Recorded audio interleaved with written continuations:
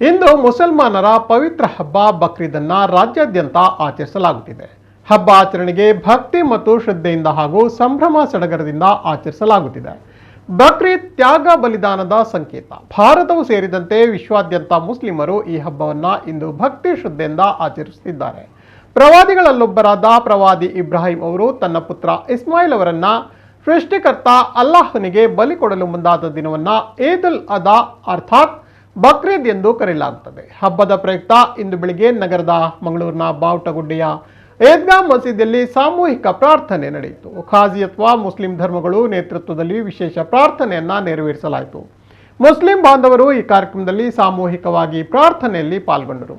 ರಾಜ್ಯ ವಿಧಾನಸಭಾಧ್ಯಕ್ಷ ಮಂಗಳೂರು ಕ್ಷೇತ್ರದ ಶಾಸಕ ಯುಟಿ ಖಾದರ್ ಅವರು ಪ್ರಾರ್ಥನೆಯಲ್ಲಿ ಪಾಲ್ಗೊಂಡ ಬಳಿಕ ಜನತೆಗೆ ಬಕ್ರೀದ್ನ ಶುಭಾಶಯಗಳನ್ನು ಸಲ್ಲಿಸಿದರು. ಸಾಮರಸ್ಯ, ಪ್ರೀತಿ, ಬಾಂಧವ್ಯದ ಹಬ್ಬವನ್ನ ನಾವೆಲ್ಲರೂ ಜೊತೆಯಾಗಿ ಆಚರಿಸೋಣ ಎಂದು ನಾಡಿನ ಜನತೆಗೆ ಅವರು ಕರೆ ನೀಡಿದರು.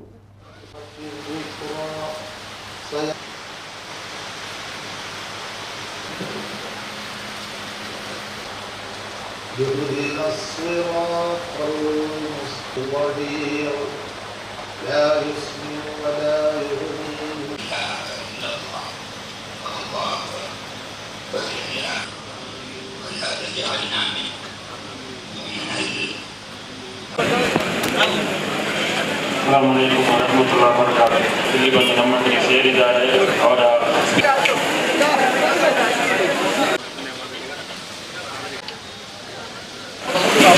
ಈದ್ ಹಬ್ಬದ ಶುಭಾಶಯ ಇವತ್ತು ಸಲ್ಲಿಸಿಕೊಂಡು ಪ್ರತಿಯೊಂದು ಹಬ್ಬದ ಸಂದೇಶವೂ ಕೂಡ ಪ್ರೀತಿ, ಸಾಮರಸ್ಯ, ಮಾನವೀಯತೆ ಮತ್ತು ಸಾಮರಸ್ಯದ ಒಂದು ಸೋದರತೆಯ ಸಮಾಜ.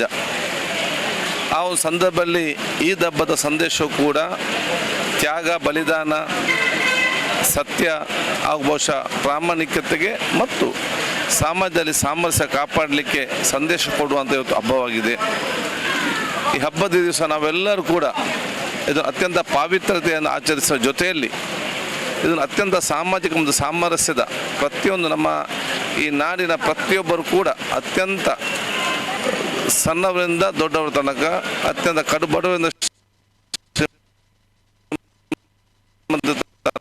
ಶ್ರೀಮಂತ ತನಕ ಸಮಾಜದ ಎಲ್ಲ ಜಾತಿ, ಎಲ್ಲ ಮತ್ತು ಎಲ್ಲ ವರ್ಗದವರು ಅತ್ಯಂತ ಸಂತೋಷದಿಂದ ಈ ಹಬ್ಬವನ್ನು ಆಚರಿಸಿ ಸಾಮರಸ್ಯದ ಒಂದು ಬಾಂಧವ್ಯ ಬೆಳೆಸುವ ಜೊತೆಯಲ್ಲಿ ಒಂದು ಶಾಂತಿಯುತವಾದ ಸಮಾಜ, ಅಭಿವೃದ್ಧಿಯ ಕರ್ನಾಟಕ ಮತ್ತು ಬಲಿಷ್ಠವಾದ ಭಾರತ ನಿರ್ಮಾಣ ಮಾಡಲಿಕ್ಕೆ ಈ ಹಬ್ಬವನ್ನು ನಾವು ಇವತ್ತೆಲ್ಲ ಜೊತೆಯಾಗಿ ಇವತ್ತು ಆಚರಿಸ್ತೇವೆ ಅಂತ ಹೇಳಿಕೊಂಡು ಈ ಒಂದು ಸಮಾಜದ ಅತ್ಯುತ್ತಮವಾದ ವಾತಾವರಣ ನಿರ್ಮಾಣ ಮಾಡಲಿಕ್ಕೆ ಸರ್ವರು ಕೂಡ ಪ್ರಾರ್ಥನೆ ಮತ್ತು ಸಹಕಾರ ಇಲ್ಲ ಅಂತ ಕೇಳಿ ನಾನು ಮತ್ತೊಮ್ಮೆ ಸರ್ವರಿಗೂ ಕೂಡ ಈದ್ ಹಬ್ಬದ ಶುಭಾಶಯ ಸಲ್ಲಿಸ್ತೇನೆ.